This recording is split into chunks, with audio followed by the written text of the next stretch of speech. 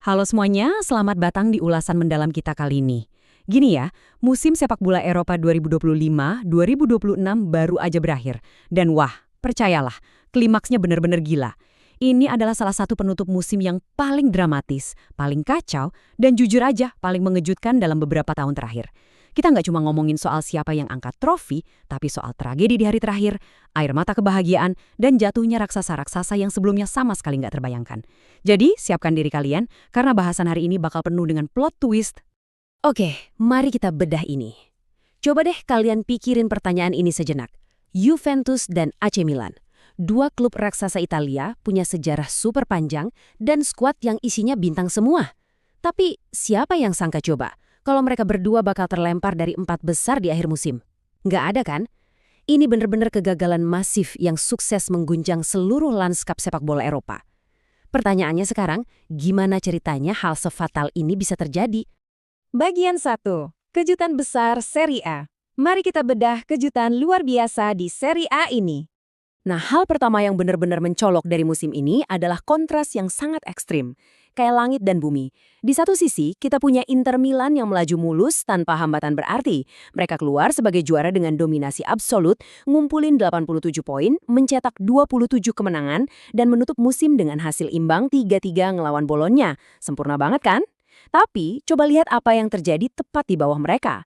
Itu benar-benar medan tempur yang chaos. Tim-tim saling sikut, berjuang mati-matian, berdarah-darah cuma buat rebutan posisi ketiga dan keempat.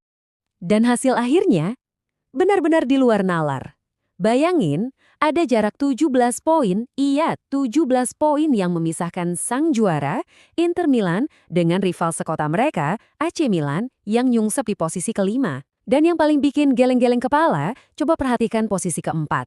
Como 1907. Iya, Como, mereka dengan gagahnya duduk di atas AC Milan dan Juventus dengan 71 poin. Angka segitu udah cukup buat nendang dua raksasa bersejarah itu dari panggung Liga Champions. Angka-angka ini benar-benar nunjukin drama epik yang terjadi di lapangan. Bagian 2. Keruntuhan AC Milan dan Juventus. Semuanya benar-benar ditentuin di hari terakhir. Dan di titik krusial inilah, tekanan justru menghancurkan raksasa-raksasa ini. AC Milan secara mengejutkan hancur lebur dan menelan kekalahan telak dari Cagliari. Sesuatu yang sama sekali nggak ada diprediksi siapapun. Di saat yang sama, Juventus juga gagal ngamanin poin penuh karena cuma bisa main imbang ngelawan rival sekota mereka, Torino. Nah, kegagalan fatal di hari terakhir inilah yang langsung ngebuka pintu lebar-lebar buat Como dan AS Roma untuk nyalip dan merebut tiket emas Liga Champions yang sangat berharga itu. Tentu saja tragedi ini nggak dibiarin lewat begitu aja. Manajer AC Milan, Massimiliano Allegri, harus menghadapi kenyataan yang sangat pahit. Di hadapan media, dia secara terbuka mengakui kesalahan taktisnya yang berakibat sangat fatal buat klub. Kalian bisa ngerasain beratnya pengakuan dari seorang pelatih sekelas Allegri yang sadar betul bahwa kegagalan di level ini di klub sebesar Milan adalah sesuatu yang sama sekali nggak bisa dimaafkan. Lalu gimana imbasnya? Sangat brutal dan pastinya instan. Manajemen AC Milan nggak buang-buang waktu. Massimiliano Allegri langsung dipecat hari itu juga. Tapi tunggu, bersih-bersihnya nggak berhenti sampai di pelatih aja. 3 eksekutif petinggi klub juga langsung didepak keluar. Ini benar-benar ngasih lihat ke kita semua betapa krusialnya tiket Liga Champions itu buat finansial dan harga diri sebuah klub raksasa. Intinya simple, kalau kalian gagal, ya kalian keluar. Bagian 3. Tiket Liga Champions Eropa 2026-2027. Sekarang, mari kita intip sedikit peta persaingan Eropa musim depan. Liga Inggris dan Liga Spanyol pastinya udah ngirim wakil-wakil terbaik mereka. Dari Inggris, kita punya Arsenal, Manchester City, Manchester United, Aston Villa, dan Liverpool. Nah, Liverpool ini sukses ngunci tiket terakhir setelah hasil imbang mereka ngelawan Brentford udah cukup buat ngamanin posisi 5 besar. Terus dari Spanyol, raksasa tradisional kayak Barcelona dan Real Madrid bakal ditemani sama Villarreal, Atletico Madrid, dan Real Betis yang emang udah memastikan lolos sebelum pekan terakhir bergulir. Mantap banget kan? Lanjut ke Jerman. VfB Stuttgart sukses ngamanin posisi keempat meski cuma imbang ngelawan Frankfurt. Dan ini juga kebantu banget sama kekalahan Hoffenheim. Mereka bakal nemenin Bayern Munchen, Borussia Dortmund, dan RB Leipzig.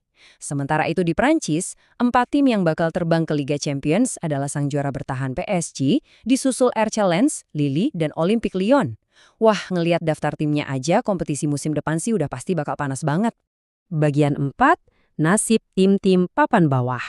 Nah, mari kita balik lagi ke Italia. Karena di saat tim-tim papan atas lagi sibuk pesta pora, ada tragedi menyedihkan yang terjadi di dasar klasemen. Kronologinya benar-benar bikin patah hati. Pertama, Pisa dan Verona udah harus rela degradasi lebih awal setelah hasil di pekan ke-35 nutup semua peluang mereka buat selamat.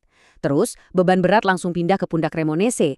Mereka ada di posisi hidup mati, wajib menang di sisa laga buat bisa keluar dari zona merah. Tapi apa yang terjadi? Mereka malah harus ketemu Como yang lagi on fire ngejar tiket Liga Champions. Hasilnya, Como menang telak 4-1, ngerayain euforia mereka sendiri, dan di saat yang sama, ngasih vonis mati buat Cremonese. Jadi, poin krusialnya di sini adalah Emil Audero, kiper berdarah Indonesia kebanggaan kita, harus rela turun kasta. Bersama Cremonese, dia resmi terdegradasi ke Serie B musim depan setelah mereka cuma bisa finish di peringkat ke-18. Tentu ini bikin kita semua bertanya-tanya soal masa depan Audero. Apakah dia bakal milih bertahan dan berjuang di Serie B, atau jangan-jangan bakal ada klub kasta tertinggi yang datang menyelamatkan karirnya di bursa transfer nanti? Ini pasti bakal jadi salah satu drama transfer yang wajib banget kita pantau. Kalau kita perhatiin perolehan poin akhirnya, kelihatan jelas betapa beratnya musim ini buat tim-tim tersebut. Cremonese ada di posisi ke-18 dengan 34 poin, yang mana masih lumayan jauh dari batas aman. Tapi yang lebih parah, lihat deh Hellas Verona dengan 21 poin, dan Pisa yang benar-benar nyungsep di dasar klasemen dengan cuma 18 poin dari total 38 pertandingan. Jarak mereka dengan zona aman itu masif banget.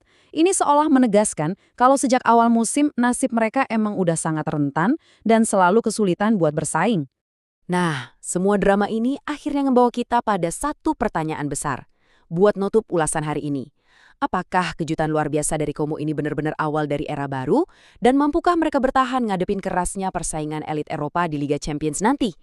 Atau akankah rasa sakit hati dan kemarahan AC Milan serta Juventus justru bikin mereka bangkit jadi monster yang jauh lebih menakutkan musim depan? Pastikan kalian terus ikutin perkembangannya ya, karena yang namanya sepak bola Eropa itu nggak pernah kehabisan cerita gila.